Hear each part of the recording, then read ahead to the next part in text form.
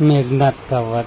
विभीषण ने क्रोध करके अग्नि के समान बाणों की बौछार करके राक्षस सेना का विनाश करना आरंभ कर दिया। विभीषण के वान बच्चे से प्रोत्साहित होकर वानर सेना पूरे बल से हनुमान के नेतृत्व में सेला और वृक्ष मारकर राक्षसों को यमलोक भेजने लगी। इस महायुद्ध को देखकर देवता दानव सबके हृदय दहल गए।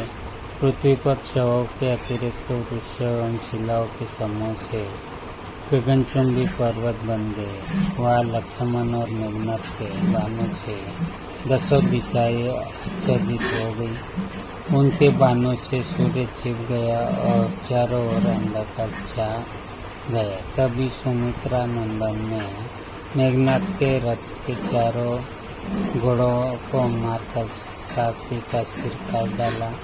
ये देखकर राक्षसों के उत्साह पर पाला पड़ गया और वानर सेना फिर से नवजीवन का संचार हो गया। तभी मेघनाद लपक कर दूसरे रथ पर चढ़ गया और उस पर से बाणों की रक्षा करने लगा।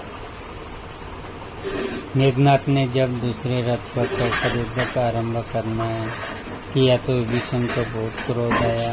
उसने पूरे वेग से गदा का वार करके उसके रथ को चूर कर दिया और सारथी को मार डाला। अपने चाचा द्वारा किए गए इस विनाशकारी आक्रमण से मेघनाद जल भून गया और उसने एक साथ 10 बाण विभीषण को मारने के लिए छोड़े। मेघनाद के लक्ष्य को दृष्टि में रखकर लक्ष्मण ने अपने तीक्ष्ण बाणों से उन बाणों को मार्ग में ही नष्ट कर दिया।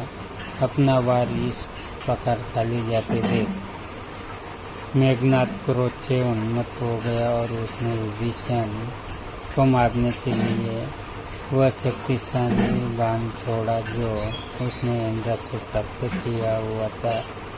वह एक अद्भुत बाण था जिसे इंद्र आदि देवता ही नहीं काट सकते थे और जिसके वार को तीनों लोकों में भी कोई सहन नहीं कर सकता था। इस यम बाण को अपने ओर आता देख लक्ष्मण ने भी वह अप्रमेय शक्ति वाला बाण निकाला जिन्हें कुबेर ने दिया था। उन बाणों के छूटने से संपूर्ण आकाश प्रकाश से जगमगा उठा। वे दोनों एक दूसरे से टकराए जिससे भयानक अग्नि उत्पन्न हुई और दोनों बाण जलकर भस्म हो गए। अपने बाणों को व्यक्त जाता देख लक्ष्मण ने मेघनाद पर वरुण अस्त्र छोड़ा और प्रलयंकारी अस्त्र का निवारण करने के लिए इंद्रजीत ने अग्नि बाण छोड़ा। इसके परिणाम स्वरूप लक्ष्मण का वरुण अस्त्र निरस्त होकर पृथ्वी पर गिर पड़ा। लगभग उसी समय मेघनाद ने लक्ष्मण के प्राण लेने के लिए असुरास्त्र नामक बाण छोड़ा। इससे छूटते ही संपूर्ण वातावरण में अंधकार छा गया और कुछ भी देखना संभव नहीं रह गया।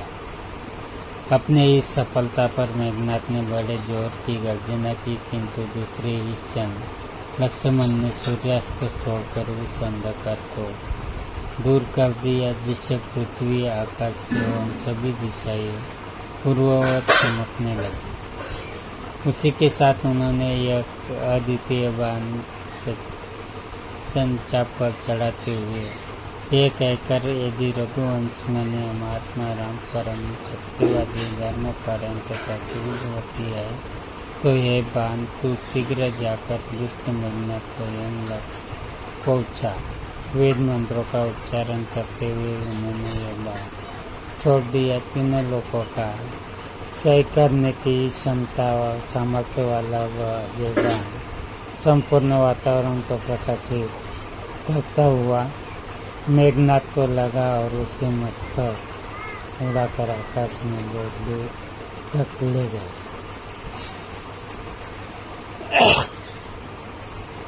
मेघनाथ का मस्तक विहीन धड़ बड़े जोत का धमाका करता हुआ पृथ्वी पर गिरा।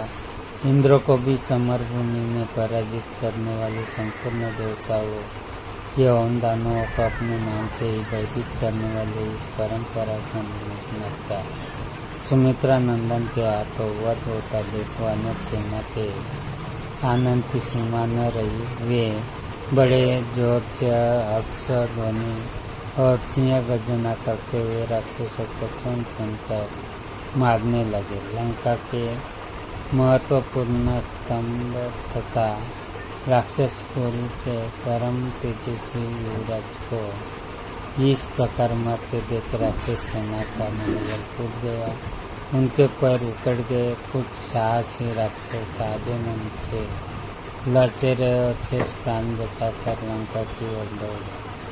वानर सेना उस समय विजयनाथ से ग्रस्त हो रही थी। उसने भागते हुए राक्षसों को भी न छोड़ा और उन पर निरंतर पत्थरों से आक्रमण करते रहे। जो उनकी पकड़ में आ गया उन्हें नाखून और दांतों से चीर डाला।